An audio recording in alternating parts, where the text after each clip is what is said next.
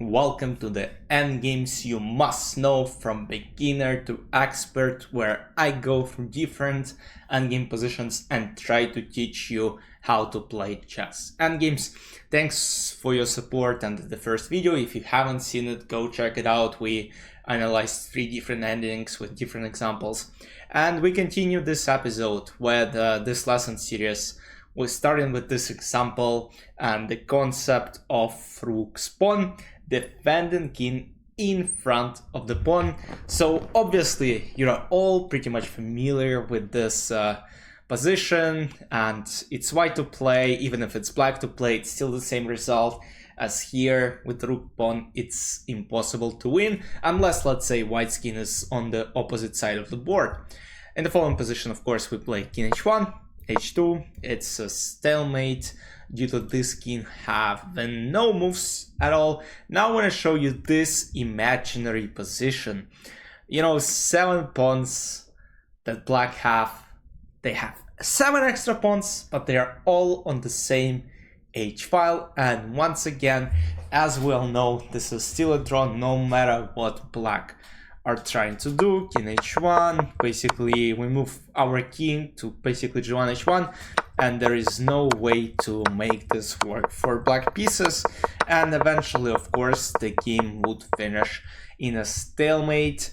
And now let's get to the next ending. Now let's take a look at the following endgame, and again we have a rook's pawn on the board, and fortunately for white pieces here, standing in front of the pawn, let's say an a1 or b1, is not the only way to make a draw.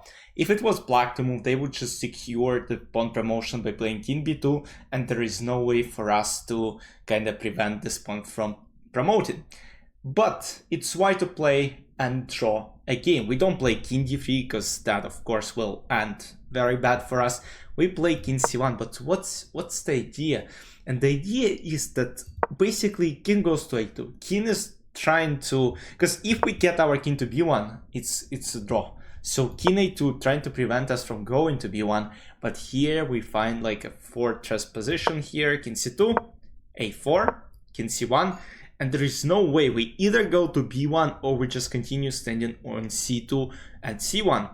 a3, king c2, king a1, king c1, and now the game would basically end after a2, king c2, and it is a stalemate. Now let's get to ending number 6. Ending number 6 is rook versus bishop and the wrong corner. So usually the wrong corner would be the one that is the same color as your bishop, and in the following case, this bishop is the same square as h8. So this is a round square, and here white have a first win, and it starts with rook f1. We'll dive deep into these examples in future lessons. Don't worry about it. It's just like basic kind of first 2 lessons to show you what this series is about to unveil to you. I hope this will be educational. So let's look at the example. Bishop h2, rook goes to h1, attacking the bishop again, bishop g3, rook g1, and once again, if you have any questions, let me know in the comments. Bishop h2, now rook g2, once again chasing the bishop down. Now bishop moves to d6, and here we play rook d2, bishop e7, rook c2. Now if king f8 trying to kind of escape, we'll play rook c8, and this king will know squares, and bishop d8 will have to give it up, and white will win, being up a rook, bishop f8, and now black are in zugzwang, and they're losing on the next move due to a checkmate, king h8, rook f8, checkmate. Let's get to ending number 7. And finally we get the example of the right corner, and in the following position, this h8 square is different from our bishop. As we saw in the previous example, that bishop had the same color as the h8 square. But in the following case, we have light squared bishop, and it is a draw.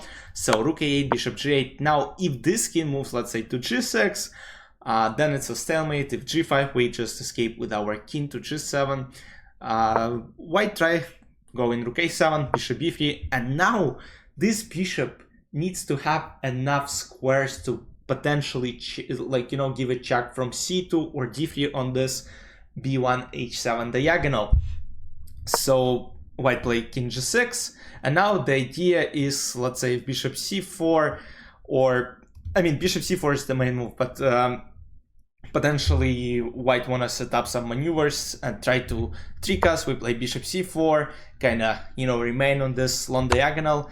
Rook h7, king g8, rook c7, threatening checkmate on c7. That's what you gotta always be aware of. And here we give a check from d3, and now just bishop e4, and this position is a draw. Once again, if you have questions, let me know in the comments down below. We get to the next ending. It's rook and knight, but knight is on the edge of the board. Do you think we can save the game? And the answer is yes. And the best way to do it is keep the knight as close to your king as possible. Because if, let's say, I'll show you an example, knight f2, king f3, knight d1, king f3, knight c3, rook c2, let's say knight d5, you might actually end up losing because the knight is too far and there are potentially threats against this knight. So it's very important you keep the knight as close as possible to the king to eliminate potential opportunity of losing this knight.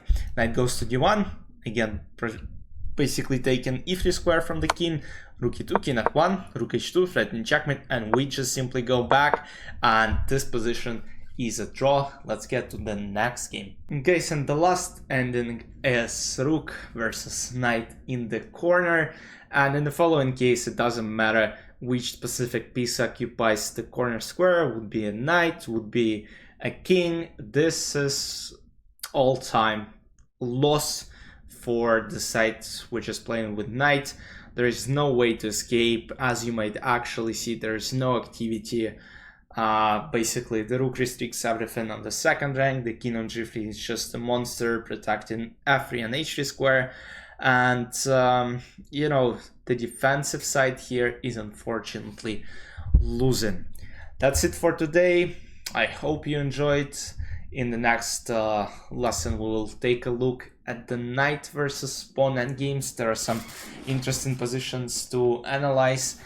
Once again, any comments, any feedback is much appreciated. Let me know what you want to see.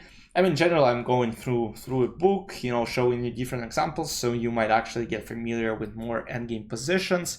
If you want to, you know, solve some puzzles, I can give them to you. Let me know in the comment section again. See you soon in the next third lesson. Bye bye.